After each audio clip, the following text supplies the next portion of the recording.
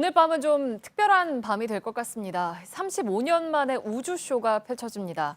슈퍼문과 블루문, 거기에 개기월식으로 인한 블러드문, 이 세 가지를 한꺼번에 볼 수 있습니다. 이 세 가지 문이 뭔지도 좀 궁금하고 국립과천과학관에 나가 있는 취재 기자를 불러보겠습니다. 유한울 기자, 달이 지구 그림자로 들어가기 시작하려면 아직 시간이 좀 남았는데 시민분들이 벌써 많이들 함께하고 계시는군요. 네, 그렇습니다. 많은 시민들이 1982년 이후 이 35년 만에 우주쇼를 보기 위해서 추운 날씨에도 밖에 나와서 달을 관측하고 있습니다.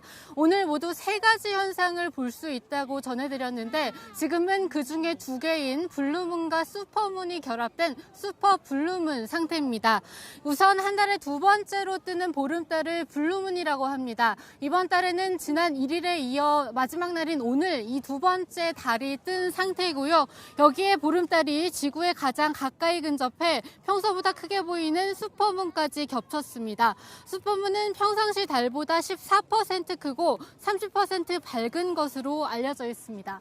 네, 유 기자가 슈퍼문하고 블루문을 설명을 해줬는데 한 달에 두 번째 뜨는 달을 블루문이라고 하는 거는 사실 동양과 달리 서양에서는 좀 보름달을 별로 좋지 않게 인식을 하기 때문이어서 붙여진 이름이다라는 이야기가 있던데요.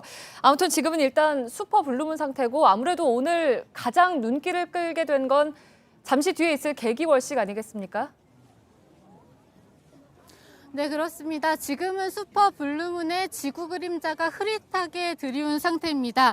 이걸 반영식이라고 부르는데요. 우리나라에서 이 단계부터 개기월식 전 단계를 볼 수 있는 게 약 6년 만이라고 합니다.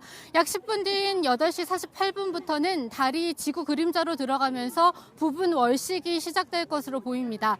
그로부터 1시간여 뒤인 9시 51분에는 그림자 속으로 달이 완전히 모습을 감추게 됩니다. 바로 이 개기월식 상태의 달이 붉고 어둡게 보이기 때문에 블러드문이라고 불립니다.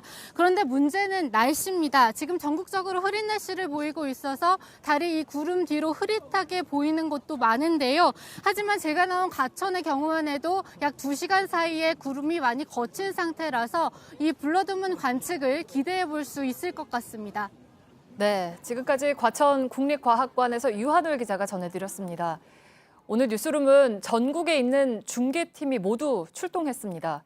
흐린 곳이 많아서 어디에서 이 개기월식을 제대로 볼 수 있을지 알 수가 없기 때문입니다. 어디든 잘 보이는 곳이 있으면 바로 좀 연결을 하겠습니다.